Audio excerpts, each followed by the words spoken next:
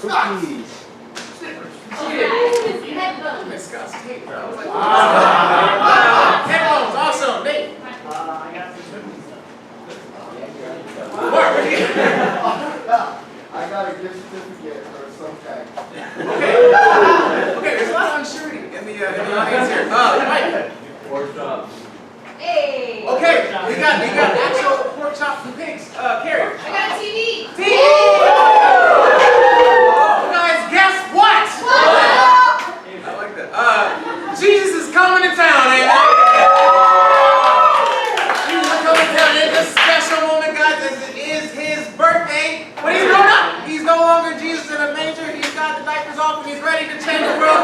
So we're going to look at the Bible here and look at grown up Jesus. But first, guys, it's only right that we go back to the beginning. Let's look at John chapter 1, verse 14. Guys, we're going to talk about a gift that keeps on giving. Come on, Rico.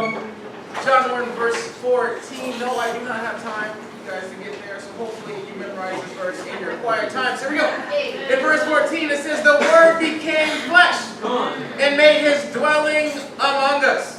We have seen his glory, the glory of the one and the only Son, who came from the Father, full of grace and truth.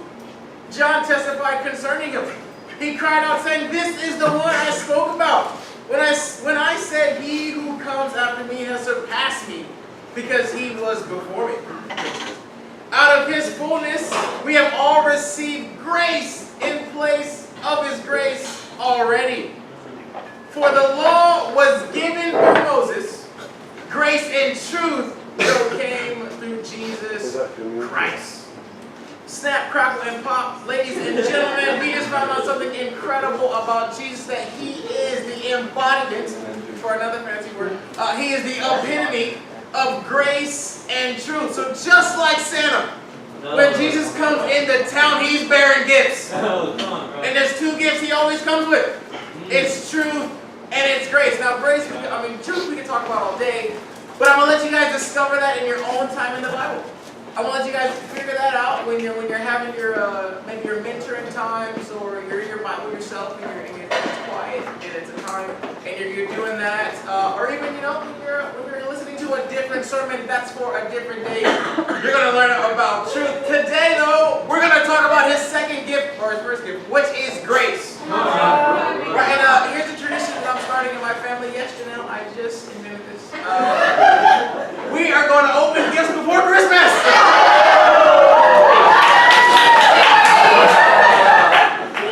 At least one. All right. Can we at least open one gift of Christ today? I don't want you guys to have to wait for the gift of grace on Monday. Today's Saturday. Can we open this gift? At least one gift.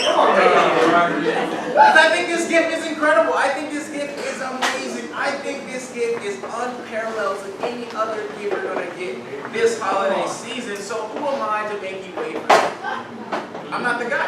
I want you guys to be excited and happy today. So today we're going to talk about receiving the gift of grace. All right. You guys with me today? Yeah. It is not morning, so I can't say you guys with me this morning, but I'm so used to it. It almost came out. Today we're going to talk about receiving the gift of grace. But there's three ways in particular this gift is you're going to get it, but also give it to other people. You guys with me?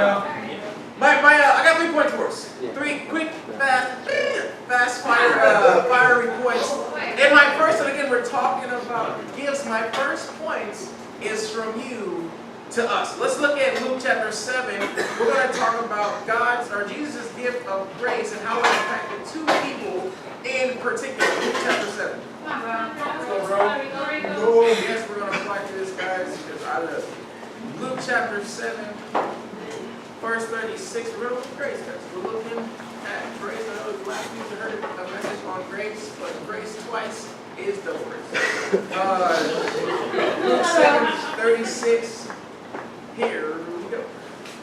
It says, when one of the Pharisees invited Jesus to dinner, why? Because Jesus is coming to town. He went to the Pharisee's house and reclined at the table. A woman in that town who lived a sinful life, how dare she learned that Jesus was eating at the Pharisee's house. So she came there with an alabaster alabaster jar of perfume, and as she stood behind him at his feet weeping, she began to wet his feet with her tears. Then she wiped them with her hair, kissed them, and poured perfume on them. When the Pharisee who had invited him saw this, he said to himself, if this man were a prophet, he would know who is touching him and what kind of woman she is, without a doubt that she is a sinner. Man, it's a cool time here at this Pharisee's house. Well, you find out that, yeah, of course, when Jesus comes to town, you naturally want to invite him in, right? And so this guy here is, he sees Jesus coming, he invites him in. What does he do? He throws an incredible party, right? He invites all his friends, he prepares a dinner. I'm sure the decorations are up. It's looking really nice there. And I'm sure, midway through the evening, it's beautiful, it's casual, everyone's cool, having a good time. And then you have a party crasher, right? People are looking like, who is this ridiculous lady? She comes in crying everywhere, her hair is everywhere, she's spilling perfume, she's harassing the guests. Who is this lady? Right? And then the main guy, the guy, Simon, if you find his name, Simon, the Pharisee, he goes, recognize that lady? No way! That's that creepy, disgusting lady that's sinful, and she's in my house right now. Are you serious? He flat freaks out, guys. Right, and so then it's intense because of course he views this woman as disgusting.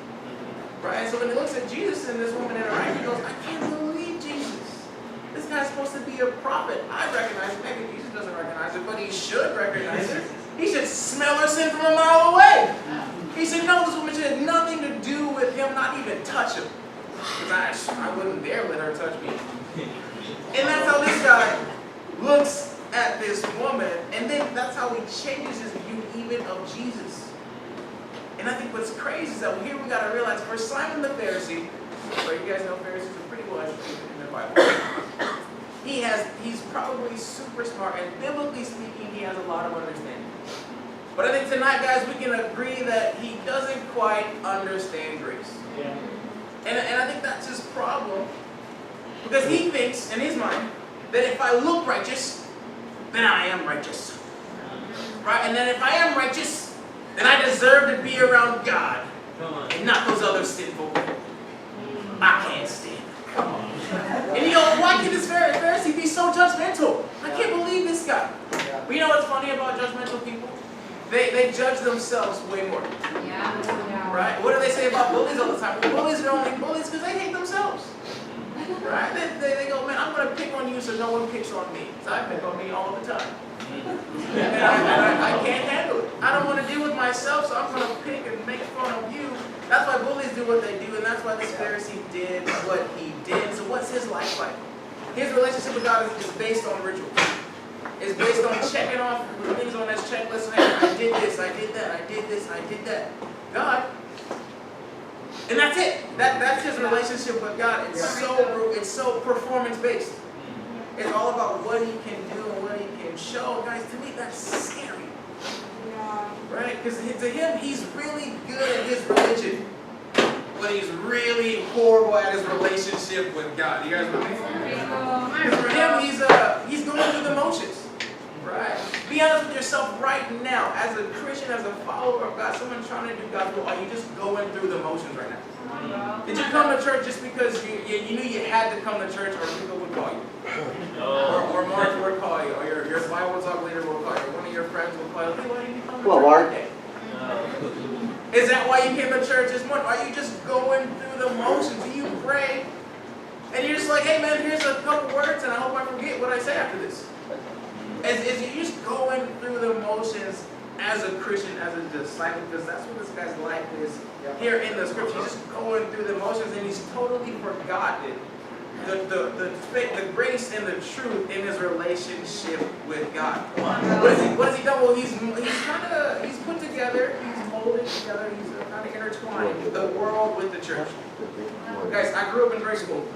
I didn't grow up in grade school, but I went to grade school. And in grade school, what did they tell me? The biggest thing my mom wanted to tell me, and the teachers and the principal and all those other people that were in charge, They go, hey, listen, you don't want to get in trouble, because if you get in big enough trouble, this is going on. This is how it's going. Okay, it's all for sure. This is, they actually say, right? So I used to get in trouble all the time, but they used to tell me, hey, listen, this is going on your permanent record. We got a file in the office that says your name on it. Every bad thing you've ever done is on there, and it's permanent. Oh, naughty list.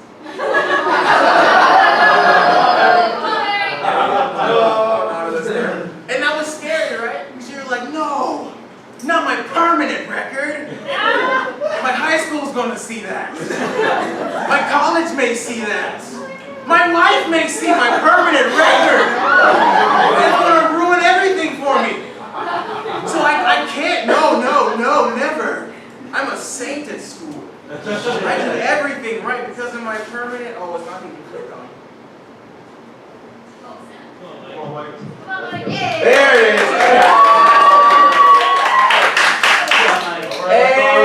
Amen. We'll just rewind this whole sermon. But the part, like, you're scared and you're worried about your permanent record. For this Pharisee, he's thinking the same thing. Right? He's like, I can't mess this up. Right? He's like, I can totally lose it, and my relationship with God will be tarnished.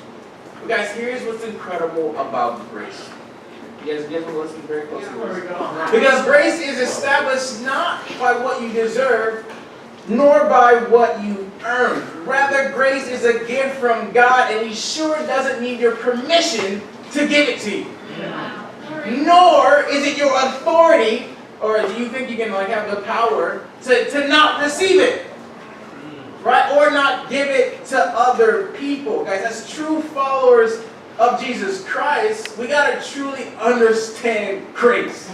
Because if you don't understand grace, then believe me when I say you don't understand Jesus. Jesus did not design your life and want to be in your life for when you did not live under grace. Because a life under grace, or a life without grace, is horrible. Yeah. You guys want me to give you guys a beautiful example? Yes. Of a horrible way to live without grace. His name is Judas.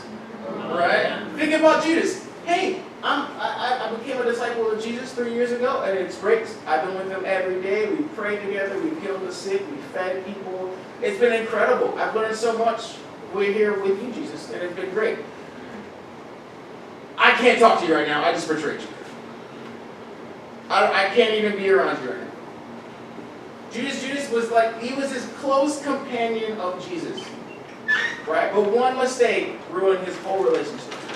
Yeah. And it's crazy to me because Jesus, again, is what? The full embodiment of grace and truth. But 3 years together, Judas still didn't get it. Yeah. He couldn't perceive it. He messed up again. He messed up pretty big. I gotta be honest. One of those mistakes. It wasn't good. He ended up betraying Jesus. And it's not good. But it wasn't the end. Yeah. Right? What marked the end? What marked the end was actually Judas deciding for himself that grace wasn't enough. Yeah. That in no way was he able to repair his relationship with God and with Jesus. So what was the only option? Well, I gotta kill myself. Right? And guys, let's be honest. How many friends, how many brothers and sisters, how many disciples have you known been taken out for lack of grace? By not understanding grace. They mess up 1 time, 2 times, 1,000,000 times, who cares? But that's exactly what takes people out. Yeah. That's what took Judas out, and that's what scarily takes us out even today, guys. So this night, let it be a night where we realize, okay, we cannot be a church that lacks grace. That lacks an understanding of God's gift for us. And of course, it's a gift for us, but it's also a gift for other people. And I'm going to explain that here in this next verse in Galatians chapter 5. There we go. You guys with me? Yeah. Bro. Galatians chapter 5. Bro. There we go. Hello, Nate. Galatians chapter 5, verse 14. Just really elaborating on the points of life, even as a disciple, without God's grace. Verse 14, this is what it looks like. It says, "For the entire law is fulfilled in keeping this one command. Love your neighbor as yourself." Check this out. "If you bite and devour each other, watch out, or you'll be destroyed by each other. Oh my goodness. This turned into a Christmas fight. The Bible says that without grace, without love, forgiveness, and those beautiful things that Christ has obviously implanted in the church, we become a church of monsters. Right? Without grace in this church, well, we're no longer each other's keepers. Right? Like God described in Genesis. We're no longer our brothers and sisters keepers. Instead, we're our brothers and sisters murderers. Wow. You know, that reminds me of just recently, actually. I was talking to a young man, and he told me in his youth he had 4 piranhas. No idea why his parents bought him 4 piranhas, but they did. And he had them, and he loved them for a short period of time. But unfortunately, this young man, he was naive, so he didn't realize this. But oftentimes he would go to the pet store, buy him some fish that they get on, and that's what they ate. But he was young and reckless and careless, and he didn't. Some weeks he would forget to feed them. Right? Yeah, weeks, my brother, weeks. He'd forget to feed them. Right, so what happens, well, he started off with 4 piranhas, and one day he remembers he put fish in there, and all 4 of them go out, right? But unfortunately, in the chaos, one piranha would take a bite out of the other. It's like a little nibble, a little nibble. They obviously don't want to. They're not cannibals. They're not going to kill each other. But that's it. I'm sorry. Right? But what happens is that happens enough, and then this piranha is a little weak piranha. He's a little, he can't really defend himself piranha anymore. And so then he becomes lunch. And then 4 piranhas went to 3 piranhas. And that cycle just went over and over and over again. So one day, there was one fat piranha. Right? And what's that to me, that's pretty intense. I'm sure none of us like piranha or want to swim with piranha. But as you can see, their ravenous nature, right, is what happens when they're malnourished. Right? What do you think is going to happen to this church when we're malnourished of grace? We're going to bite and devour each other. Right? Picking out little things, right? It happens all the time. We're a family. We get some friction. Without friction, there is no family. So of course there's going to be a little friction, right? Of course there's going to be one day a brother steps on your shoes, or I don't know, doesn't give you a high five the way you like it, or whatever. Something's going to happen. But if you're having the mentality, okay, I want to bite and devour this person until they're destroyed, but you're really only destroying yourself. You guys with me? And that's what it's like in a church with there's no grace, true biblical grace. The Bible says, look out for that. Be watchful. Be careful, because you're going to end up destroying yourself. So now the question is, okay, what's the solution, Rico? What do we got to do, bro? Hebrews chapter 12. All right. Come on, bro. Rico. Come on, brother. Hey, I'm a brother now. Hebrews chapter 12. Hebrews 12, verse 15. Sorry, guys, you guys are there, and I'm not even there. Go up. You got this, bro. The Bible says this. It says, see to it. Right? What does that mean? That means see to it. That no one misses the grace of God. Wow, that's huge. Why? And that no bitter root grows up to cause trouble and defile many. Right? The Bible says it clearly. Without grace, you're only going to get bitter. Right? And then the church no longer becomes a church, but becomes a den of devourers. And we bite and we eat each other and we just tear each other apart. And again, it's often over little things. Right? Over tiny little things that can easily be gracefully forgotten. Gracefully covered over. Right? With a little bit of sprinkle of love, anything looks beautiful. Right? But is that you today? Are you helping the church to stick together? Or are you sharpening your teeth to eat each other? Let's be a church full of grace, amen? Full of love, full of awesomeness, full of all the gifts that God has for us. I think all of us want to be like that Pharisee, right? We hear Jesus coming to town and go, oh snap, big dog's coming. I want to invite him over and it's going to be awesome. Here's your sign. It's going to get a little intense because every time Jesus is around, guess who's also around? Sinners. right? Jesus can't help but attract sinners because he's the Savior of the world.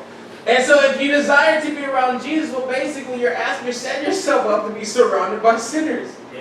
There's no church out there that's not full of sinners, right? And everywhere you go, you're always going to find a bunch of sinners, but that's Jesus' ministry. It's got to be ours, amen? So what does that leave you with? Well, it leaves you with two options. You got two choices, right? Either you're going to pick up the gift of grace, give it to yourself and the other people, or you can hang out with Jesus. I heard he's the other Jesus. And you can hang out with that guy. That's a Spanish show. Okay. I'm from LA. Hey, Josh.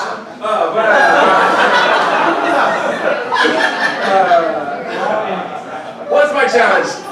My challenge is simple. Let's let grace be your present to everyone in the church this year. I know a lot of us haven't given gifts to each other just yet. Maybe you're waiting for Christmas. Don't worry. Tonight's your night. Just go, hey bro, I got a beautiful gift for you. Don't even have to unwrap it. It's God's grace. That's my gift to you, bro. Come over here. I got a gift. It's for you. It's God's grace. Jesus gave it to me. I'm going to give it to you. Just like that. Practically speaking, how do we do this? Well, it's simple. If you're bitter, if you're hurt, if you're disunified, if you're keeping the records of wrong, I don't know where you got that from. That's not from Jesus. So take that back to the store, throw it in the trash, whatever. But pick up God's grace and let's let be the aura and the attitude of His grace.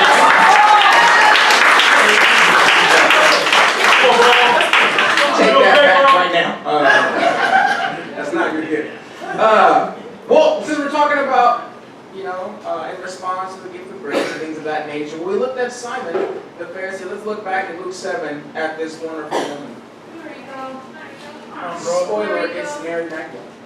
We weren't going to talk about that. I just spoiled it. Luke 7, back in verse 40. Let's pick up the story here. It's a beautiful party.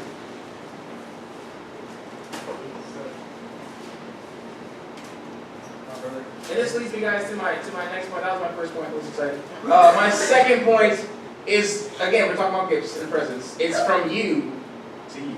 Look at that. That's nice. Luke chapter 7, verse 40. It says, of course, Jesus knowing exactly what Simon's thinking in his head, Jesus answered him, Simon, I have something to tell you. Right? Simon has no idea. Jesus Christ about to slam dunk him right here. But tell me, teacher, he said, two people owed money to a certain moneylender. One owed him 500 denarii, and the other only 50. Neither of them had the money to pay him back. So he forgave the debts of both. What a nice guy. Now, which of them will love him more? Simon replied, the only logical answer is, I suppose the one who had the bigger debt forgiven. You have judged correctly, Jesus said, and it was like, dum, dum, dum, right there. Because that's you. Well, here Jesus tells a parable of grace, and of course the